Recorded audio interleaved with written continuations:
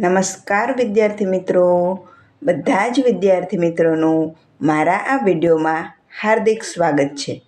સર્વ પ્રકારની સિદ્ધિ આપનાર સિદ્ધિ વિનાયકજીના શ્રી ચરણોમાં કોટી કોટી વંદન. વિદ્યાની દેવી માં સરસ્વતીના શ્રી ચરણોમાં કોટી કોટી વંદનની સાથે આજે આપણે સ્વાધ્યાય પ્રશ્નપત્રનો સેટ છે.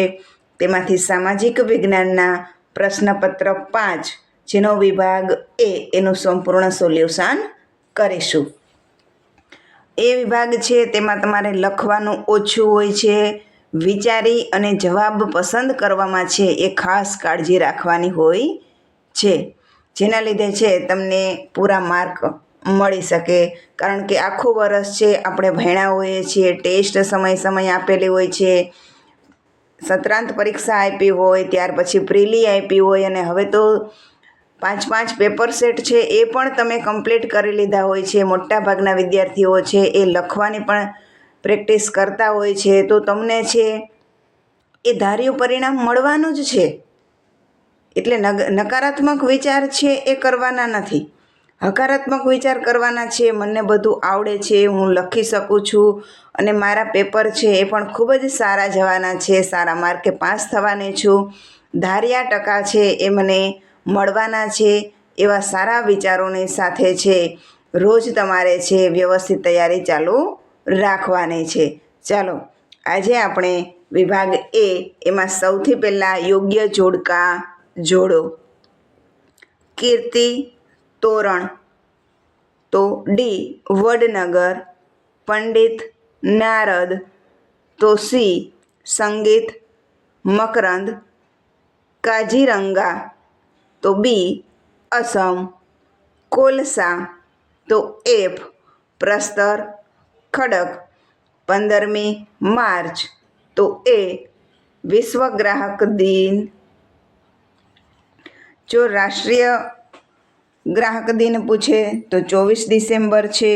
વિશ્વ છે એટલે 15મી માર્ચ છે. અને પસંદગી કર્યા પછી જોડકા જોડવામાં ઉતાવળ ના કરવી, સાચા ખોટા કરો ત્યારે પણ ઉતાવળ ના કરવી. ખાસ ધ્યાન રાખવું કે સાચા જે આપેલું છે તમને 6, 7, 8, 9, 10 ક્રમમાં છે વ્યવસ્થિત લખવાના. ઉતાવળે આડાઅવળું ના લખાઈ જાય કે જેના લીધે તમારો સાચો માર્ક હોય એ પણ આવડતું હોય એ પણ છે એ તમારો માર્ક વયો જાય. ચાલો ખરા ખોટા જણાવો. કૌટિલ્યનું અર્થશાસ્ત્ર એ વહીવટી વિજ્ઞાનની કૃતિ છે. આ વિધાન ખરું છે.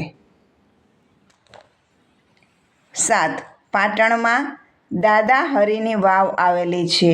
આ વિધાન ખોટું છે, કારણ કે પાટણમાં રાણીની વાવ આવેલી છે. CSCની સ્થાપના ઈસવીસન 1963માં થઈ હતી. આ વિધાન ખરું છે. માનવ વિકાસમાં રાજ્ય કેન્દ્ર સ્થાને હોય છે. આ વિધાન ખોટું છે. ભારત એક બિનસાંપ્રદાયિક દેશ છે. આ વિધાન ખરું છે. વિદ્યાર્થી મિત્રો, મારા આ વિડીયોને લાઈક કરજો, ચેનલને સબસ્ક્રાઈબ કરજો અને તમારા સાથી મિત્રો છે એને પણ અવશ્ય શેર કરજો, જેથી એને પણ આ વિડીયોનો લાભ મળે. ખાલી જગ્યા પૂરો. પ્રશ્ન 11. વડોદરા મ્યુઝિયમ અને પિક્ચર ગેલેરી ખાલી જગ્યા ખાતે આવેલી છે.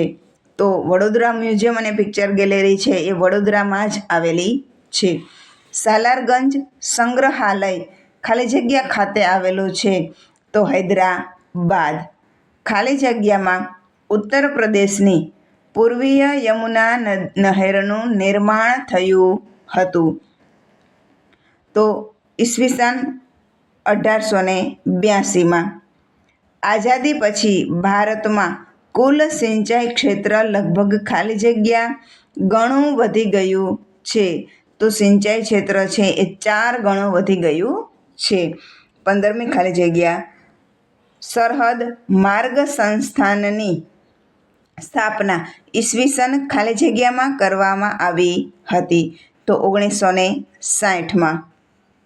ત્યાર પછી સાચો વિકલ્પ પસંદ કરી અને ઉત્તર લખવાના છે. જો આ રીતનું જોડકું આપેલું હોય, આ એક જોડકું જ છે, પરંતુ 4 જવાબ સાચા ગણી અને ત્યાર પછી ક્રમ પણ જોવો પડે કે એમાં સી, બીમાં ડી, 3માં એ, 4માં બી.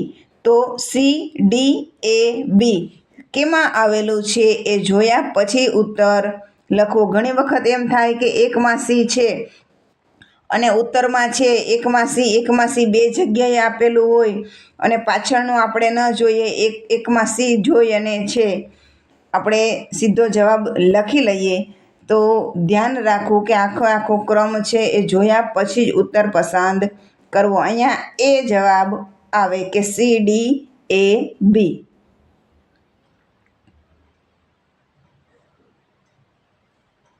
ભાખરા નાંગલી યોજના લાભાન્વિત રાજ્યો ક્યાં છે? તો પંજાબ, હરિયાણા અને રાજસ્થાન.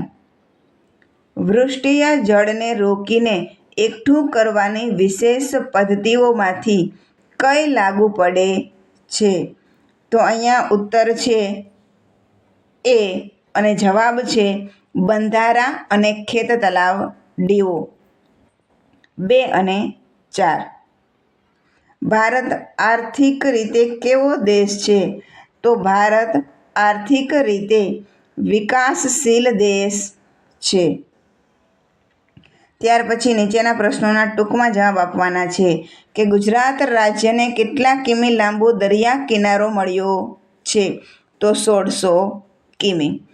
ગુજરાતનો એકમાત્ર એક્સપ્રેસ હાઈવે કયા 2 શહેરોને જોડે છે? તો વડોદરા, અમદાવાદ. કઈ પદ્ધતિને મૂડીવાદી પદ્ધતિ પણ કહે છે? બજાર પદ્ધતિ. માનવ જરૂરિયાતો કેવી હોય છે? અમર્યાદિત. વિદ્યાર્થી મિત્રો, મારા આ વિડીયોને લાઈક કરજો, ચેનલને સબસ્ક્રાઈબ કરજો અને તમારા સાથે મિત્રો સાથે અવશ્ય શેર કરજો.